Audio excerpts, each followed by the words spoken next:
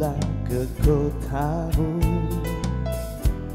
Ada setangkup haru dalam rindu.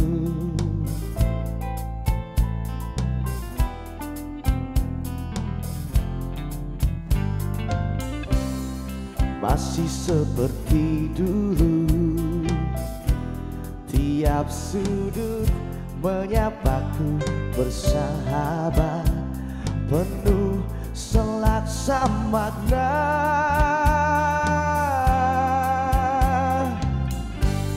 Terhanyut aku akan nostalgia saat kita sering luangkan waktu, nikmati bersama suasana Jogja.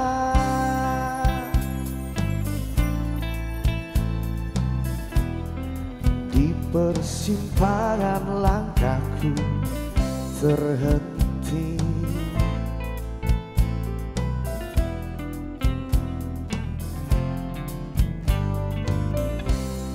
ramai kaki lima menjajakan sajian khas berselera. Orang duduk bersila,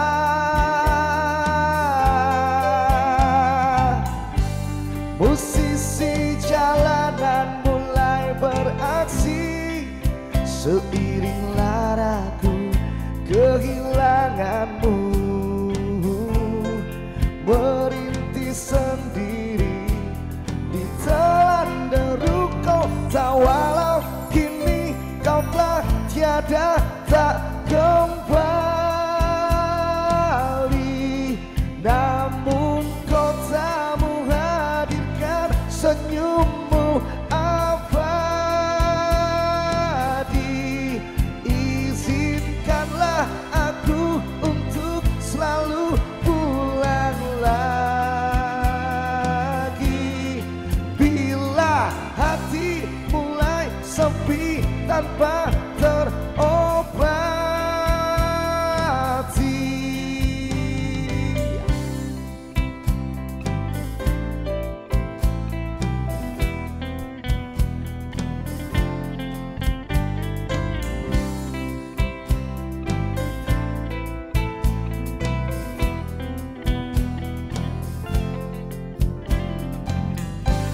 Musisi jalanan mulai beraksi. Seiring laraku kehilanganmu, merintih sendiri di telan deru kota. Walau kini kau telah tiada, tak kembali, namun kotamu hadirkan senyummu abadi. Izinkanlah aku untuk selalu pulang lagi. Bila hati mulai sepi tanpa terobati.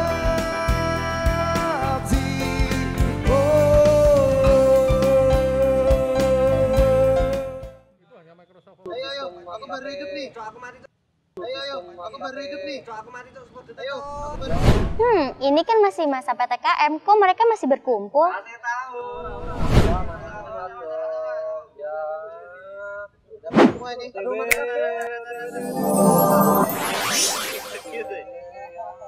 Benedetanya. Ayo komputer Asus, komputer Alpha.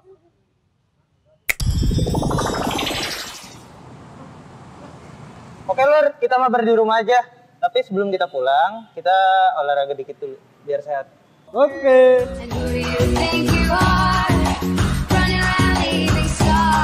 Ingat, ketika kita berada di ruangan publik dan tidak mematuhi protokol kesehatan, kita rentan terpapar COVID-19. Saatnya menumbuhkan rasa peduli untuk memutus mata rantai penyebaran COVID-19.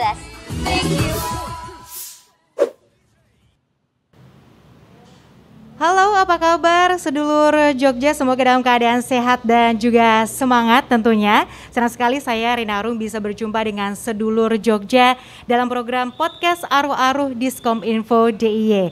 Dan pastinya bisa sedulur Jogja saksikan di YouTube channel Kominfo DIY, dan nanti juga bisa langsung berpartisipasi untuk memberikan pertanyaan di kolom komentar. Baik, untuk kali ini tentunya seperti kita ketahui sedulur Jogja bahwasannya teknologi untuk informasi dan juga komunikasi semakin meningkat, di mana juga ini meningkatkan potensi serangan cyber. Terlebih lagi di masa pandemi, di mana semua masyarakat harus bekerja dan juga harus belajar di rumah, dan ini memanfaatkan jaringan internet. Dan tentunya kita harus lebih tahu lagi nih, apa sebenarnya serangan cyber, lalu apa jenisnya, lalu bagaimana cara mengatasinya. Nanti kita akan ngobrol-ngobrol dengan narasumber yang tentunya sudah hadir pada kesempatan kali ini. Karena tentunya pas sekali dengan tema yang akan kita bahas adalah ciptakan lingkungan. Mbak Rina Arum. Iya, sehat Bapak. Salam sehat semuanya. Semoga seluruh pemirsa podcast Aruh-Aruh ini juga dalam keadaan sehat. Ya, semoga kita selalu bisa menerapkan protokol kesehatan karena kita masih pandemi ini. Benar, semangat ya Pak ya, terima kasih. Dan selanjutnya saya juga akan menyapa yaitu Bapak Dr. Stefanus Christian Handoko Eskom MM. Beliau adalah anggota Komisi A DPRD DIY. Apa kabar Bapak? Kabar sehat selalu. Sehat selalu, semangat selalu ya. Iya betul. Bahagianya langsung menular ke saya loh ini Pak. Ini biar lebih kelihatan akrab, saya manggilnya Bapak Roni dan Bapak Stefanus saja sepertinya ya. Monggo, nggak apa-apa. Iya, baik. Bapak Stefanus bisa dipanggil Mas. Oh Mas, saya seperti saya Lebih akan seringnya manggil. dipanggil Mas Bro sih. Oh Mas Bro, wih mantep nih ya. Jadi kan lebih enak nanti kita ngobrolnya ya. Oke, pada kesempatan kali ini kita akan ngobrol-ngobrol nih ya Pak ya, dan juga Mas Bro. Ini temanya adalah tentang ciptakan lingkungan digital dari serangan cyber. Tadi sudah saya jelaskan sedikit bahwa tentunya saat ini kan teknologi informasi semakin berkembang ya kan, dan tentunya juga ini membuat kita harus lebih waspada lagi ya Pak ya, dengan adanya serangan cyber. Nah, ini yang ingin saya tanyakan terlebih dahulu dengan Bapak Roni adalah ini Pak, mungkin bisa dijelaskan terlebih dahulu secara singkat sebenarnya jenis serangan cyber itu ada apa aja dan juga contohnya, monggo Bapak. Oke. Jadi memang saat ini kan sebagaimana kita ketahui, teknologi informasi ini gara-gara COVID-19 ini kan diakselerasi pemanfaatannya gitu. Semua orang sekarang menggunakan teknologi informasi, menggunakan gadgetnya karena dia harus tetap beraktivitas ketika era pandemi ini. Nah, protokol kesehatan harus diterapkan sehingga banyak orang yang menjaga mobilitasnya supaya tidak terlalu banyak pergi, kemudian juga menjaga jarak gitu dan menggunakan masker dan sebagainya. Nah, namun demikian kita tahu bahwa teknologi informasi ini di samping punya manfaat yang sangat besar gitu ya, tapi juga ada hal-hal negatif yang timbul akibat adanya kemajuan dari teknologi informasi ini. Jadi kalau seperti di dunia nyata lah, dunia maya itu juga ada orang jahatnya. Iya. Ada orang yang ingin merugikan kita gitu. Makanya di samping ada manfaatnya, tapi kita juga harus terus selalu waspada supaya kita tidak terkena berbagai hal yang dilakukan oleh orang-orang yang tidak bertanggung jawab itu, yang ingin merugikan kita. Nah, berbagai serangan dilakukan oleh para penggiat serangan cyber ini. Iya. Kalau di dunia maya, di dunia nyata itu ada perang gitu ya, dengan menggunakan senjata gitu. Nah, di dunia maya juga ada seperti itu. Jadi pasukan-pasukan cyber yang akan menyerang berbagai titik-titik penting yang mungkin akan menyebabkan kelumpuhan di teknologi informasi. Serangan yang dilakukan bisa berupa hacking gitu ya. Hacking itu menyerang sebuah server di mana kita nanti akan diambil datanya. Benar sekali Pak. Bahkan mungkin dirusak datanya juga ya Pak ya. Terus ada yang namanya spyware, ada ransomware. Kemudian banyak sekali yang bisa dilakukan. Bahkan ada yang menyerang server dengan menggunakan virus. Virusnya dimasukkan ke server. Nah, ini harus kita antisipasi. Dengan cara apa? Bocoran data itu bisa jadi juga social engineering. Oh, Iya. si A ternyata bekerja di perusahaan yang memiliki pengelolaan data warehouse gitu ya. Misalkan dia sangat memegang kunci terkait dengan keamanan data. Tapi ternyata di sisi lain di kehidupannya dia punya kehidupan yang berbeda yang ternyata bisa dimasukin lewat situ, social engineering. Didekati, kemudian diiming-imingi dan seterusnya. Dan kalau kita bicara kebocoran tidak bisa hanya terkait dengan perangkat lunak maupun perangkat kerasnya, tapi kita lihat dulu di belakangnya, di belakang layar itu ada siapa. Nah, kemungkinan social engineering itu bisa terjadi gitu. Banyak kasus bahwa kalau misalkan kita yang lagi rame waktu kemarin kan ada salah satu perusahaan telekomunikasi yang datanya bocor, ternyata kan itu karena social engineering. Jadi orang karyawannya diiming-imingi atau karena dia punya pandangan yang berbeda, data dari perusahaannya dikeluarkan. Padahal kalau kita melihat dari sekelas perusahaan telekomunikasi yang besar seperti itu, perangkat lunak maupun perangkat kerasnya, saya yakin dia punya lapisan yang berlapis-lapis ya. Jadi orang luar untuk menembus server, menembus database dari perusahaan itu untuk mengambil data itu sangat-sangat sulit sekali. Ada kemungkinan ada social engineering di sana, bagaimana orang dicekoki atau dirangsang ataupun untuk bisa mengeluarkan data. Termasuk juga di sosial media gitu kan. Kadang orang tuanya sudah sangat mengamankan data gitu ya. Ternyata anaknya bercerita di sosial media terkait dengan kehidupan bapaknya, kehidupan istrinya atau kehidupan apapun di situ yang ternyata itu mengandung informasi sensitif gitu. Jadi kebocoran bisa jadi dari keluarga juga. Jadi bagi saya memang perlu tidak hanya perkembangan teknologi yang semakin smart dan handphone juga semakin smart makanya jadi smartphone, tapi juga harus smart society atau smart people-nya juga harus dikembangkan juga. Jadi masyarakat harus benar-benar paham bahwa dunia maya itu ya cukup rawan gitu, walaupun di sana penuh dengan kenikmatan, penuh kenyamanan, penuh dengan kemudahan dan seterusnya. Tapi di situ juga ada banyak celah yang bisa merugikan kita, baik secara langsung maupun tidak langsung. Bahkan kalau kita bicara yang kerugian terkait dengan finansial banyak sekali kan. Ternyata dia tabungannya terlalu hilang, ya kan gitu. Padahal saya tuh nggak pernah beli apa-apa, begitu dicek ternyata ya tadi ada yang virus yang disampaikan oleh Pak Roni. Ada virus yang masuk di perangkat kita, baik itu di handphone ataupun di PC, yang itu merekam aktivitas kita. Merekam misalkan kita biasa pakai internet banking atau kita biasa apa gitu, ternyata PC kita tuh tidak aman gitu. Bisa jadi di situ menjadi celah kita. Jadi memang dalam kehidupan sekarang, dengan perkembangan sekarang, dengan kemudahan yang kita nikmati sekarang, juga ada celah yang membahayakan bagi kehidupan kita juga, dan kita harus aware banget. Dan acara semacam ini sangat luar biasa, kita jadi bantu mengedukasi juga, literasi digital juga, bagaimana keamanan data baik personal maupun perusahaan, government juga perlu ditingkatkan pemahaman terkait dengan itu. Iya, kalau dari mata anggota dewan sendiri nih, Mas Bro, dibutuhkan suatu edukasi pastinya untuk masyarakat ya. Adakah mungkin target atau mungkin agenda nantinya memang khusus untuk mengedukasi masyarakat sekitar ya, khususnya mungkin ya untuk orang tua kita yang sebenarnya tidak begitu paham akan yang namanya teknologi dan terlalu mudah untuk menyebarkan data pribadi. Tapi nanti kita akan lanjutkan, jangan dijawab dulu ya. Kita akan break terlebih dahulu setelah yang satu ini. Lagi seru-serunya udah.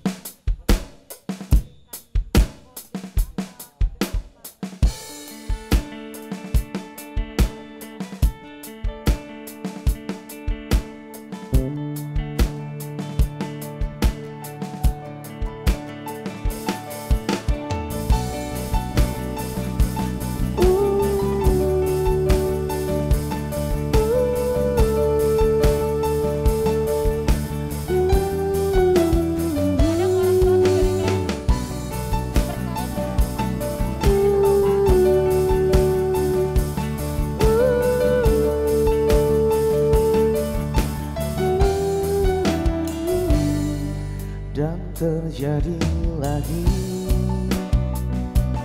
Kisah lama yang terulang kembali. Kau terluka lagi dari cinta rumit yang kau jalani. Aku ingin kau merasa kamu mengerti, aku mengerti kamu. Aku ingin kau sadari cintamu bukanlah dia.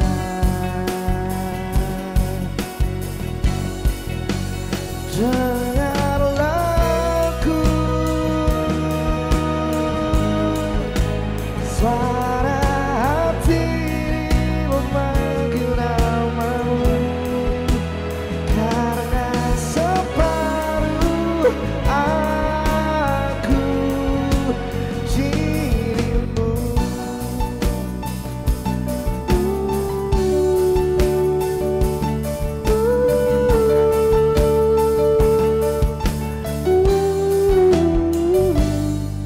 Ku ada di sini,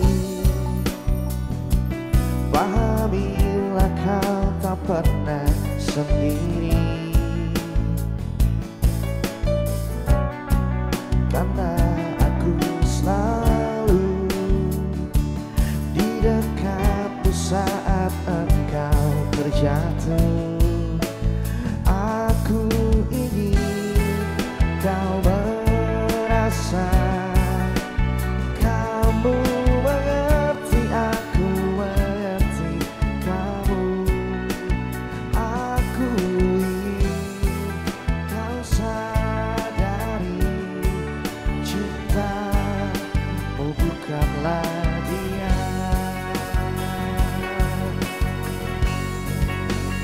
Dengarlah aku, suara hati memanggil namamu, karena separuh aku menyentuh laramu. Semua lukamu telah menjadi milikku, karena separuh aku dirimu. Oh,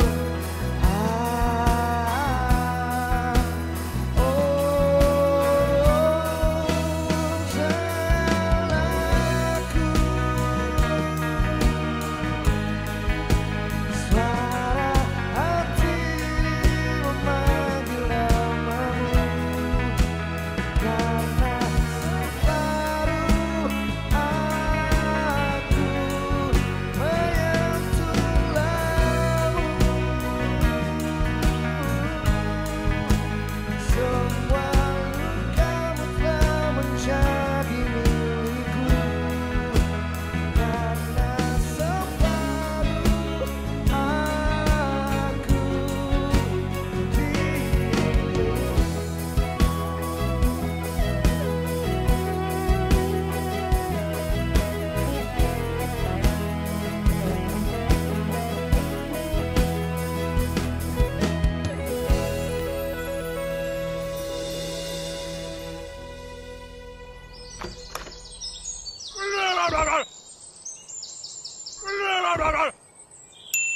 Oh.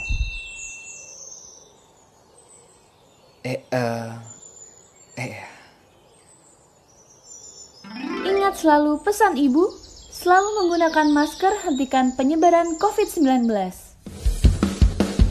Ingat pesan ibu, pakai maskermu.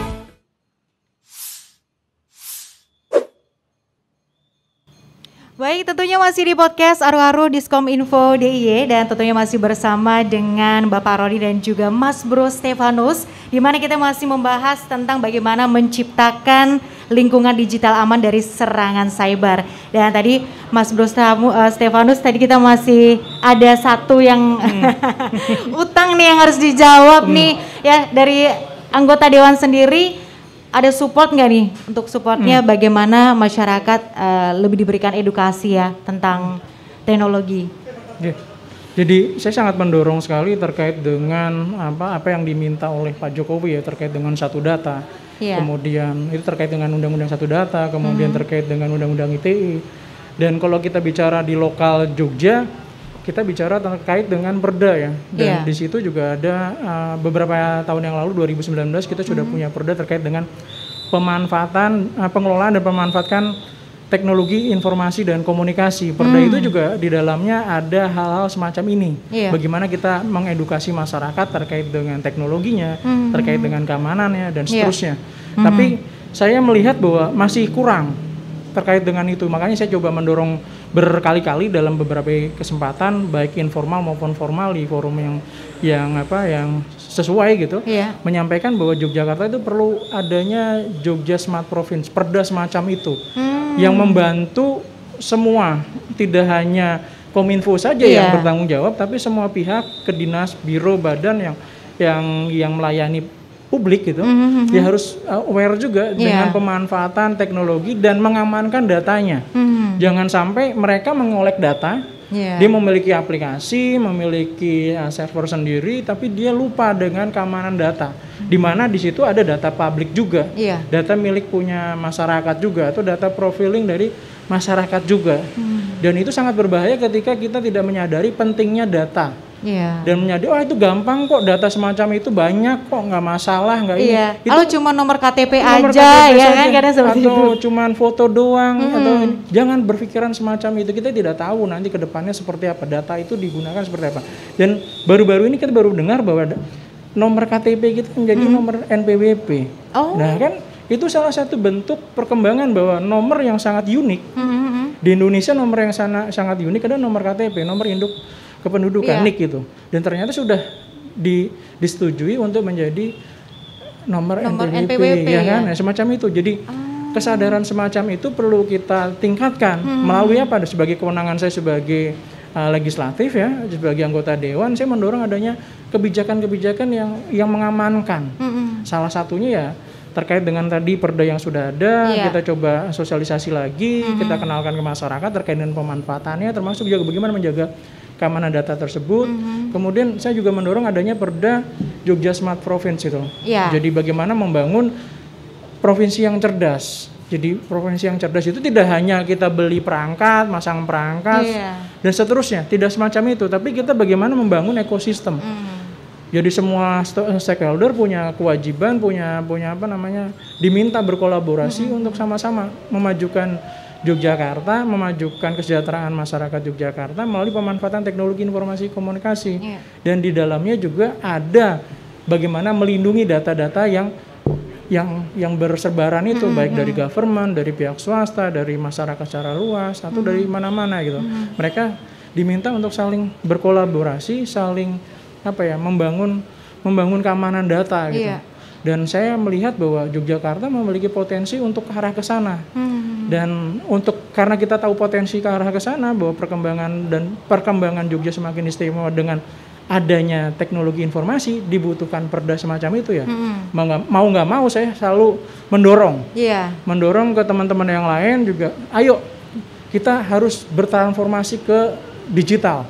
Karena tahu nggak, Yogyakarta ternyata luar biasa. Sebelum Pak Jokowi bicara mengenai smart city, Pak Ridwan Kamil bicara mengenai smart city, kemudian Ahok juga demikian di DKI, bahkan Pak Ganjar punya Jogja Smart, Jawa Tengah, Smart Province gitu.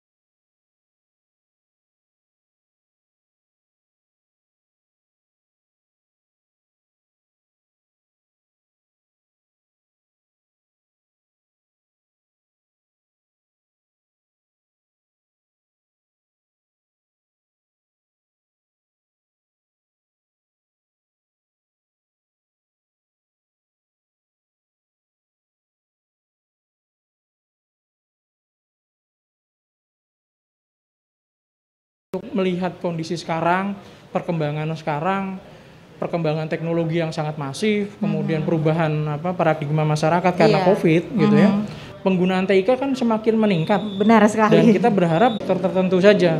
Maka saya mendorong dalam beberapa pertemuan informal maupun formal bahwa daerah istimewa Yogyakarta harus punya Perda Jogja Smart Province untuk memperkuat lagi memperkuat lagi di berbagai sektor, termasuk di dalamnya adalah penguatan ekosistem untuk TIK gitu. Jadi buat di masyarakat jadi lebih aman lagi gitu kan. Kalau kita memanfaatkan TIK sebenarnya aman nggak sih gitu.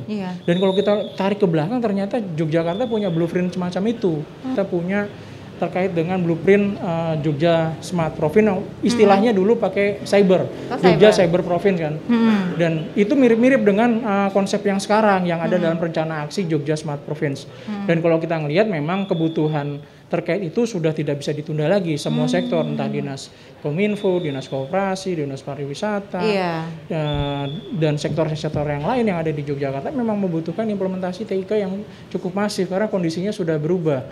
Dan untuk bisa mengimplementasi kayak gitu, ya kita butuh peraturan yang baru. Dan saya selalu mendorong, yuk kita rame-rame kita memikirkan perda yang cocok. Dan menurut saya, kalau saya baca rencana aksinya Pak Gubernur terkait dengan Jogja Smart Province itu ya kita butuh perda Jogja Smart Province, di mana di situ ada tujuh kalau menurut saya gagasan saya ada 7 terkait dengan smart government, smart branding, smart living, smart society, smart economy, kemudian yang lainnya ada 7 gitu. Jadi itu bisa merangkum semua. Jadi keamanan data di dinas A, dinas B, dinas C juga bisa dengan adanya perda tersebut gitu. Tidak hanya dengan adanya rencana kerja Jogja Smart Province, pengampu implementasinya hanya dinas tertentu saja, tapi kalau bisa banyak dinas lintas sektoral. Dan itu sangat penting, Mbak, kalau menurut saya karena kondisinya sudah seperti sekarang ya. Jadi edukasi, literasi terkait dengan digital tidak hanya tugasnya dari Kominfo, tapi tugas semua sektor bahwa transformasi ini di semua sektor terjadi. Kayak misalkan UMKM, yang dulu sekarang jualan secara konvensional, mau nggak mau kan transformasi ke digital. Mereka masih ketakutan, apakah menggunakan aplikasi itu aman, apakah pembayaran lewat digital aman. Ataukah pakai yang model scan, barcode scan, QRIS itu, apakah aman gitu kan, scan terus duitnya tertransfer bener nggak ke kita. Itu ini kan lari kemana nih uangnya? Lari kemana gitu. Itu kan orang-orang yang literasi digitalnya masih kurang ya, pelaku-pelaku mikro UMKM gitu, pelaku mikro, dan itu kan lintas sektoral. Tanggung jawab kita sebagai legislatif ada membuat aturan yang bisa menjadi payung hukum secara luas gitu. Jadi saya berharap ke depan kita segera punya peraturan yang bisa membantu itu. Jadi terkait dengan bagaimana literasi digitalnya diperkuat, kemudian tidak hanya terkait dengan itu, tapi lebih pada concern kepada keamanan datanya juga. Kan? Ini kan topiknya terkait dengan keamanan data. Sebisa mungkin masyarakat yakin bahwa data yang berseliweran di dunia maya itu sekarang aman. Data yang diserahkan kepada pemerintah itu aman karena pemerintah juga sangat concern terkait dengan pengamanan data itu. Tadi Pak Roni cerita tentang hardware-nya, tentang software-nya dan seterusnya. Dan ketika saya kemarin ngecek ya terkait dengan anggaran 2022, ternyata ada juga alokasi anggaran untuk pengamanan. Ada. Jadi dukungan saya ketika pembahasan anggaran pendapatan belanja daerah untuk 2022, saya coba cek dokumennya ternyata ada untuk mendukung ISO 27001 itu ada anggarannya. Dan kalau kita bicara mengenai keamanan data, kita harus amankan. Tapi ketika kita lihat anggaran yang nggak ada, ngamaninnya gimana? Ternyata benar. Ketika saya cek ulang lagi gitu, memang kegiatan untuk semacam itu dianggarkan. Dan untuk 2022 ya mudah-mudahan tidak terjadi insiden apapun dan anggaran itu bisa digunakan semaksimal mungkin untuk mengamankan data yang dimiliki oleh pemerintah DIY. Iya, dan tentunya juga untuk 2022 untuk kasus serangan cyber semakin menurun ya Pak ya, karena ini sampai 2021 tuh semakin meningkat. Ya kan kadang orang berpikir aku tidak ngasih data apapun, kenapa aku dihubungin orang, kenapa aku tiba-tiba punya utang, iya kan? Semoga nantinya dari anggota Dewan di tahun 2022 nih ya Pak Roni, kan nanti ada rencana untuk alokasi anggaran ISO 27701 ya. Nah ini dari Bapak Roni sendiri nih Pak, untuk melindungi diri kita dari serangan cyber ini gimana nih Pak untuk instansi dan juga pribadi pastinya berbeda-beda ya Pak ya. Tadi juga sudah dijelaskan kalau dari pribadi kita memang harus lebih berhati-hati untuk menggunakan smartphone, jangan asal untuk oke ya Pak ya. Nah ini monggo bisa dijelaskan Bapak Roni? Ya, jadi pada dasarnya di dunia maya dan dunia nyata itu sama. Kalau di dunia nyata itu kita supaya aman dan nyaman kita harus berhati-hati dan mematuhi aturan. Kalau kita di jalanan kita mematuhi aturan lalu lintas. Kalau kita di masyarakat kita harus punya etika dan sebagainya. Nah demikian juga sebenarnya di dunia maya. Di dunia maya agar kita aman gimana? Ya kita harus taat aturan dunia maya gitu ya. Aturan-aturan apa yang ada di dunia maya? Kalau terkait dengan informasi dan transaksi elektronik, kita sudah punya undang-undang ITE, di mana aturan-aturan di sana itu mengatur agar orang-orang baik tidak diserang oleh orang jahat. Gitu ya. Jadi tujuannya adalah untuk melindungi masyarakat yang beraktivitas di dunia maya supaya dia tidak diserang oleh orang-orang yang tidak bertanggung jawab. Nah, kemudian yang kedua, kalau kita terkait dengan ketika kita akan melakukan kegiatan ya kita harus memeriksa sih akun kita itu seperti apa, passwordnya seperti apa, PIN-nya seperti apa, apakah kita sering nggak mengganti PIN, apakah kita dari dulu sampai sekarang PIN-nya itu, atau apakah PIN-nya itu gampang ditebak gitu, misalnya tanggal lahir atau nomor telepon atau nama kecil atau seperti apa, nah, ini gitu, yang untuk password segala mungkin macam ya Pak. Perlu kita hati-hati sehingga pengamanan itu bisa kita lakukan dari diri pribadi kita. Kemudian ya tadi saya sebutkan di dunia maya itu kita juga harus menjaga attitude kita, menjaga perilaku kita. Kita ada netiquette, yaitu etika di dunia internet, yaitu netiquette, di mana kita ya jangan, kalau kita akan mengupload sesuatu kita pikirkan dulu gitu ya. Benar sekali. Apa yang akan kita upload, apakah itu bermanfaat apa tidak, apakah itu merugikan orang lain apa tidak, apakah itu menyinggung perasaan orang lain apa tidak, dan sebagainya. Kemudian juga pikirkan dulu kalau kita akan mendownload sesuatu atau kita akan menggunakan aplikasi. Aman nggak aplikasi tersebut? Apakah memang aplikasi tersebut itu sudah terverifikasi oleh pihak tertentu, pihak keamanan? Jangan-jangan yang sering terjadi kan kita itu melakukan mendownload sesuatu gitu. Kita tidak tahu ternyata itu adalah virus gitu. Virus atau mungkin itu perangkat yang atau aplikasi yang digunakan untuk menyedot data-data kita.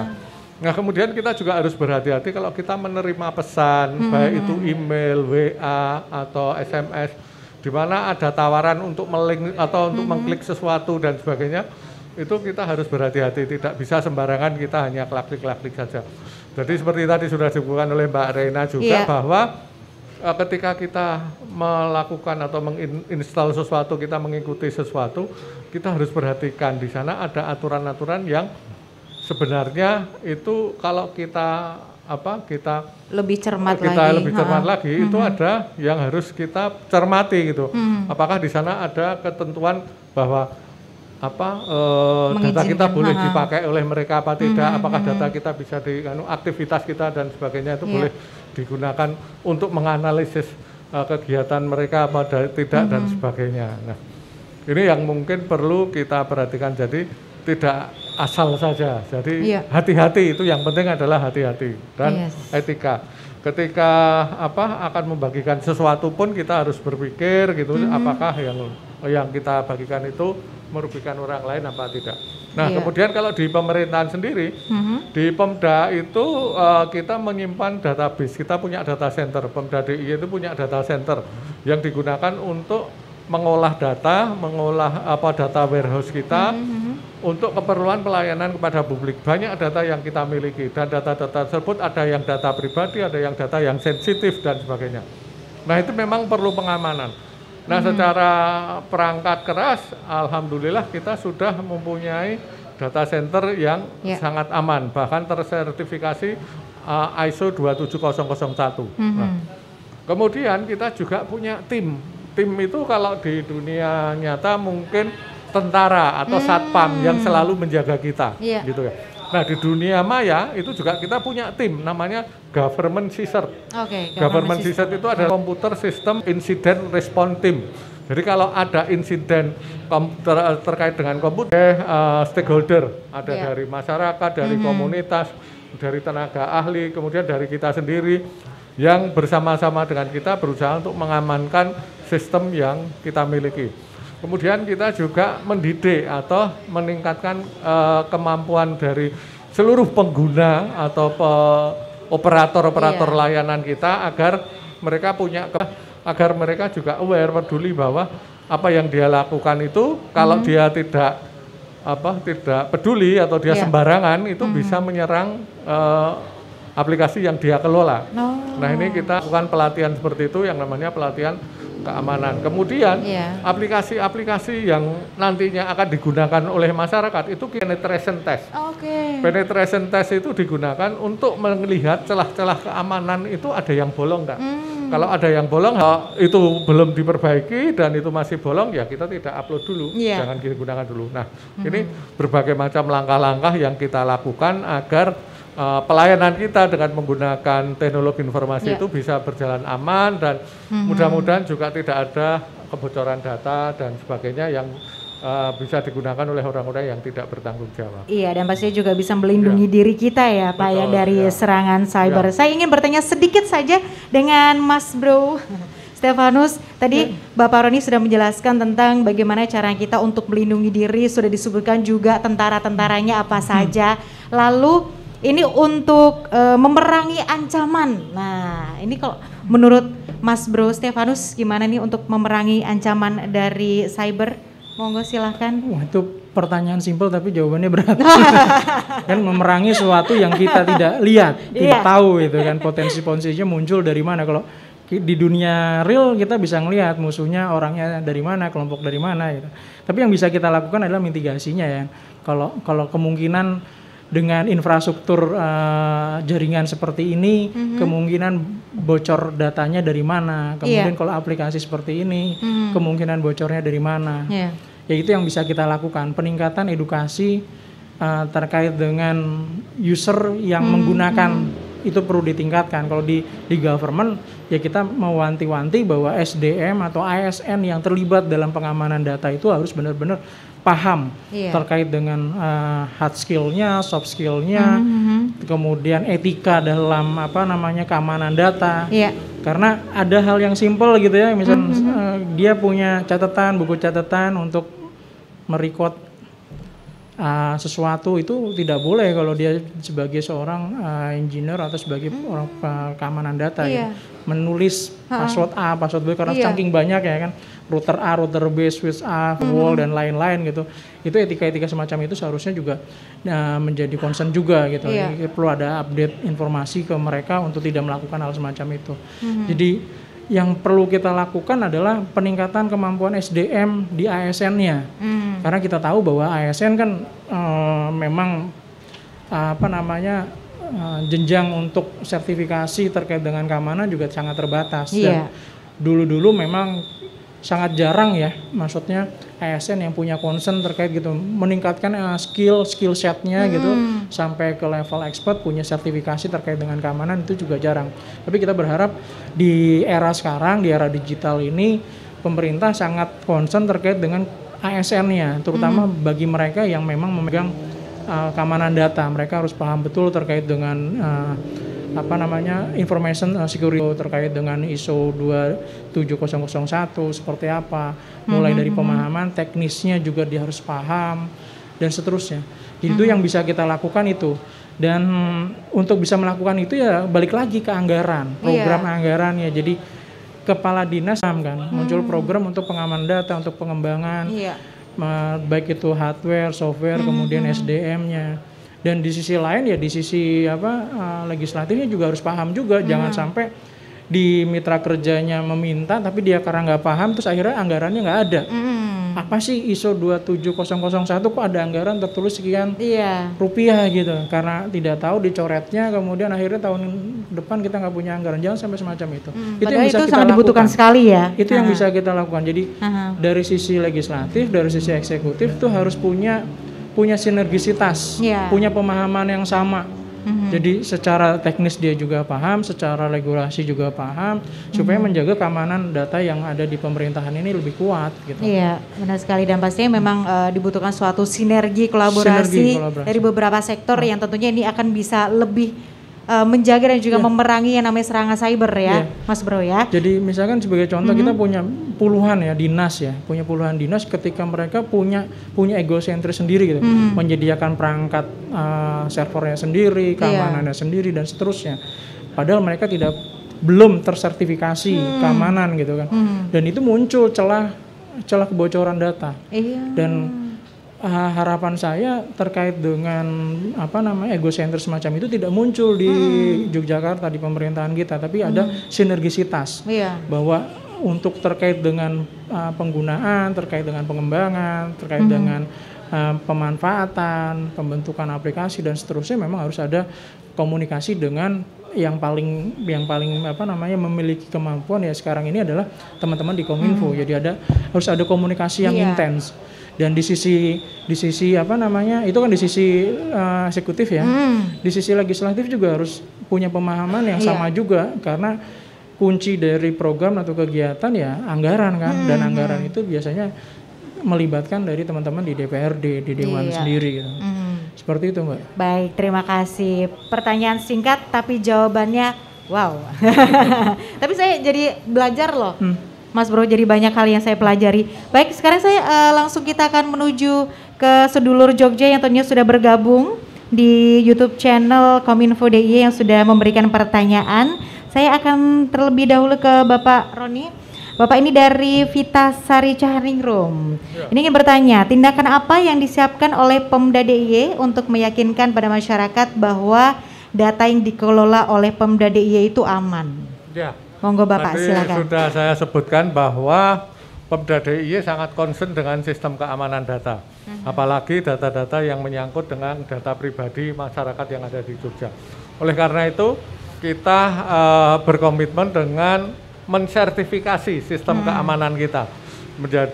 Makanya kita saat ini sudah tersertifikasi di ISO 27001 terkait dengan sistem keamanan data gitu ya. Yang kedua, kita juga mempunyai tim. Tadi sudah saya sebutkan, government cert, yaitu tim yang memang tugasnya untuk mengamankan sistem kita supaya tidak terkena serangan atau tidak terkena insiden. Government cert ini bekerja 24 jam, Pak. Jadi 7 kali 24 jam. Dia setiap hari itu monitor lalu lintas data yang ada di data center kita. Kalau ada sesuatu itu mereka langsung melakukan tindakan, dan kita tahu bahwa saat ini serangan-serangan yang dilakukan oleh penggiat serangan di dunia itu sangat masif. Mungkin sehari bisa 4.000 serangan yang ada di data center kita, dan dengan sistem yang kita kembangkan gitu, baik itu hardware, software maupun manusianya, itu sampai saat ini kita bisa mendeteksi gitu. Jadi serangannya kayak apa itu bisa kita deteksi sampai saat ini. Kemudian yang selanjutnya ya kita mengharapkan kepada seluruh masyarakat untuk bisa mengamankan data pribadinya. Jangan sampai mengandalkan kepada sistem. Tapi diri pribadi kita itu juga harus sangat peduli dengan sistem keamanan. Jangan sampai nanti ada orang yang menanyakan sesuatu tentang data pribadi kita jawab. Atau kita melakukan instalasi aplikasi-aplikasi yang belum terverifikasi sistem keamanannya dan sebagainya. Tawaran-tawaran yang menggiurkan di dunia maya ini kan banyak. Silahkan klik ini karena Anda mendapatkan hadiah sekian ratus juta. Nah ini kalau kita klik mungkin di situ ada masuk virus yang ada di gadget kita, sehingga data kita bisa terambil oleh mereka atau di-copy oleh mereka. Nah, Oleh karena dan di samping itu ya memang kita harus meningkatkan kompetensi maupun kemampuan baik operator kita, masyarakat dari Pemda sendiri, ASN yang mengoperasikan maupun masyarakat yang nanti akan menggunakan. Jadi ada berbagai macam pelatihan yang kita lakukan dan juga sosialisasi kepada masyarakat agar mereka bisa mengamankan data-datanya. Oke, baiklah. Tentunya udah aman sekali ini ya Pak ya, mulai dari sertifikasi untuk sistem keamanan ya, dari ISO 27701, terus juga ada government research, terus juga ada mengamankan data pribadi ini yang sebenarnya sangat penting sekali, hal sepele tapi susah kita lakukan ya. Dan sebenarnya saya ingin satu pertanyaan, boleh kali ya, satu pertanyaan saja, karena ini saya penasaran. Ini dari Ade Saputra pengen menanyakan tentang yang lagi rame saat ini, yaitu fitur Add Yours di Instagram yang saat ini tuh lagi hits banget. Ini sebenarnya boleh nggak sih diikutin atau tidak, karena memang seru banget. Monggo Mas Bro Stefanus. Kalau dari aplikasi-aplikasi yang apa namanya yang sudah terverified itu, kemungkinan besar mereka punya sistemnya untuk mengamankan data ya. Tapi sharing informasi di aplikasi apapun juga harus menjadi concern kita, tidak hanya yang tadi disebutkan di Instagram, tapi di aplikasi yang lain. Karena di situ celah social engineering berjalan.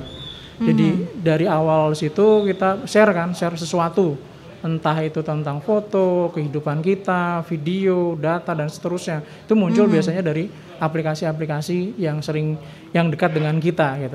Jadi tadi disampaikan Pak Roni juga terkait dengan personal ya, ke orang masing-masing gitu.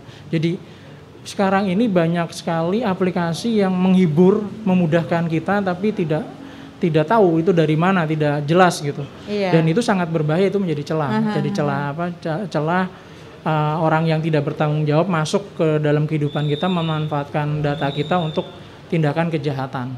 Jadi terkait dengan aplikasi-aplikasi sepertinya lebih sedikit kebocorannya, kemungkinan kebocorannya gitu ya. Tapi kalau dari aplikasi yang tidak jelas gitu, pasti dia memiliki dampak yang besar terkait dengan kebocoran. Jadi yang paling utama adalah pemahaman dari pengguna. Jadi jangan berpikiran bahwa oh ini aplikasi aman-aman saja, aplikasi ini nyaman saja gitu. Tapi harus melihat ke belakang, apa sih yang terjadi jika gitu. Jadi paling dasar tuh awal adalah ketika nginstal, download tadi bicara download, hanya download. Nextnya adalah nginstal. Biasanya ketika nginstal si pemilik aplikasi meminta membuka gitu kan. Boleh nggak kita ngakses ke foto, galeri kan, bisa ngakses ke kontak, akses ke segala macam yang ada di dalam smartphone kita. Nah, di situ celahnya gitu.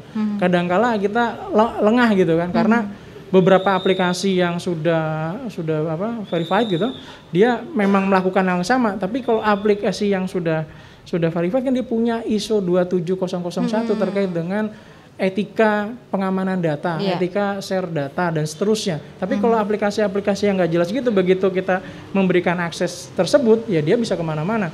Kayak pinjol yang nggak jelas itu kan, kita bisa kaget, loh kok bisa saudara kita, teman kita, kemudian rekan kerja kita kok di blasting SMS gitu dengan isi yang sangat mengkhawatirkan gitu.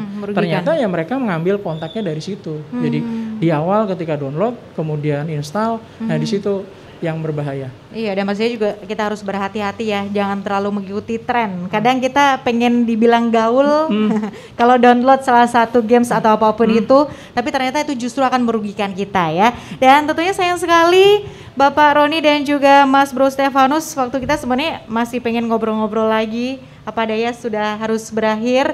Dan sekali lagi saya ucapkan terima kasih kepada Bapak Roni dan juga Mas Bro Stefanus. Dan tentunya terima kasih untuk sedulur Yogyakarta yang tentunya selalu menyaksikan podcast Aru-Aru Diskom Info DIY. Dan tentunya ayo kita sama-sama untuk menciptakan lingkungan digital aman dari serangan cyber.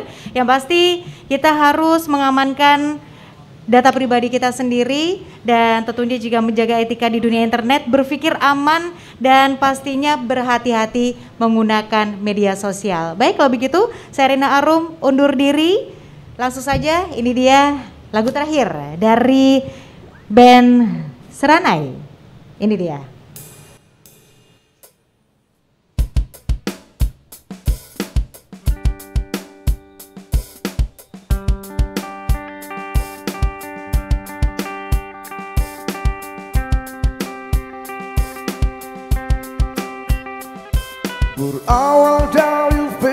baruku. Kau datang dengan cara tiba-tiba, bekas kekasih lama yang hilang, satu dari kekasih yang terbaik. Oh, oh, oh, oh. Mungkin waktu yang ku bersalahkan, mungkin saja keadaan yang salah, terpikir hati untuk mendua, tapi nurani tak bisa mendua. Ku hanya bisa membagi kisah-kisah lama. Ku hanya bisa membagi cerita nostalgia. Oh, cuma itu yang ku berikan, cuma itu yang ku bisa persembahkan. Karena aku ada yang punya, tapi separuh hati untukmu. Ku bisa saja putuskan dia, ku bisa menutup semua cintaku, tapi apakah kau pun setuju menyakiti seorang manusia? Ku hanya bisa membagi kisah-kisah lama. Ku hanya bisa membagi cerita nostalgia. Oh, cuma itu yang ku berikan, cuma itu yang ku bisa persembahkan. Karena aku ada yang punya, tapi separuh hati untukmu. Cuma itu yang ku berikan, cuma itu yang ku bisa persembahkan. Karena aku ada yang punya, tapi separuh hati untukmu.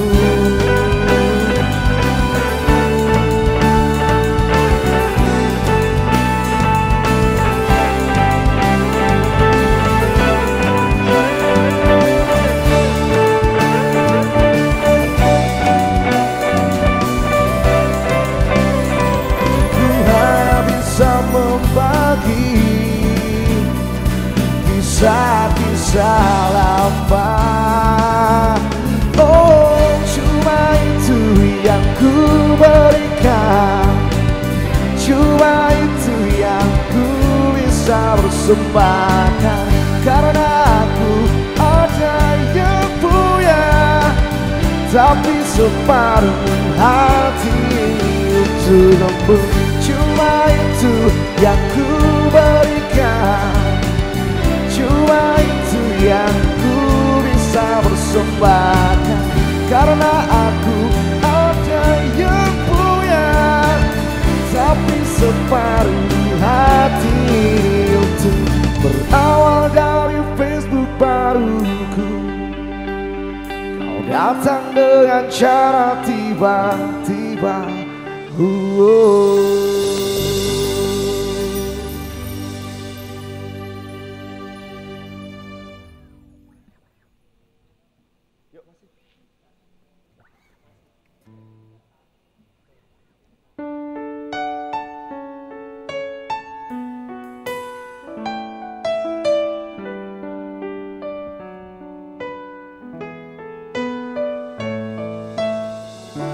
Rasa cinta yang dulu telah hilang kini bersemi kembali. Telah kau coba lupakan dirinya, hapus cerita lalu dan lihatlah dirimu bagai bunga di musim semi yang tersenyum menatap indahnya dunia yang seiring menyambut jawaban segala gundamu. Walau badai menghadang, ingatlah ku kan selalu setia menjagamu. Berdua kita lewati jalan yang berliku tajam.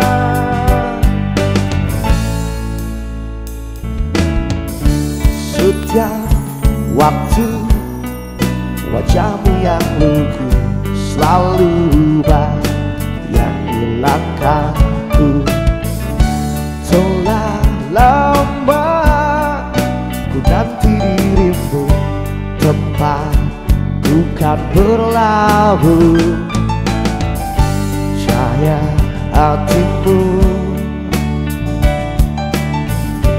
yakinlah kekal abadi selamanya, seperti bintang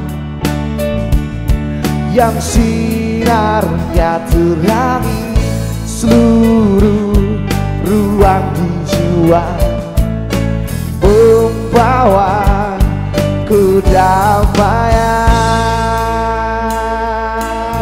Walau badai menghadang, ingatlah ku kan selalu setia menjagamu.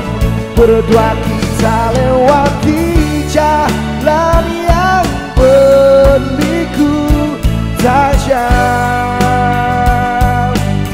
Resah yang kau rasakan kan menjadi bagian hidupku. Bersamamu letakkanlah segala lara di pundaku ini.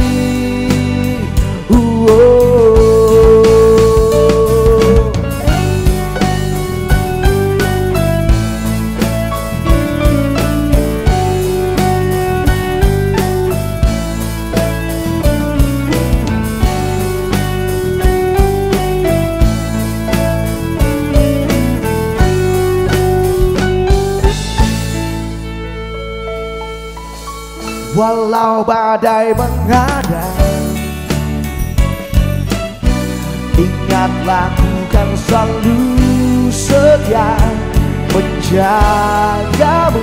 Berdua kita lewati jalan yang berliku tajam.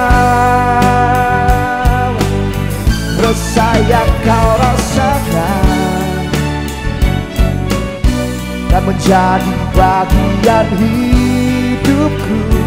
Bersamamu letakkanlah segala lara di pundaku ini.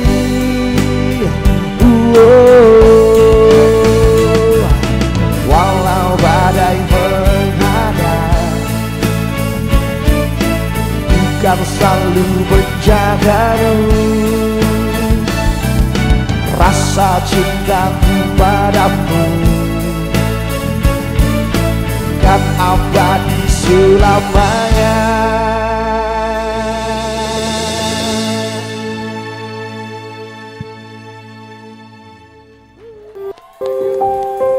Apa kabar sedulur-sedulurku? Iki aku, Oke, ada yang mau request Bang mungkin? Deyoga. Spesial sini.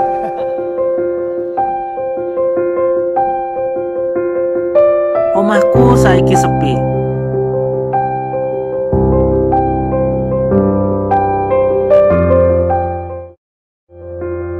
Sakjane aku ya pengen dolan. Tapi piye meneh, Lur?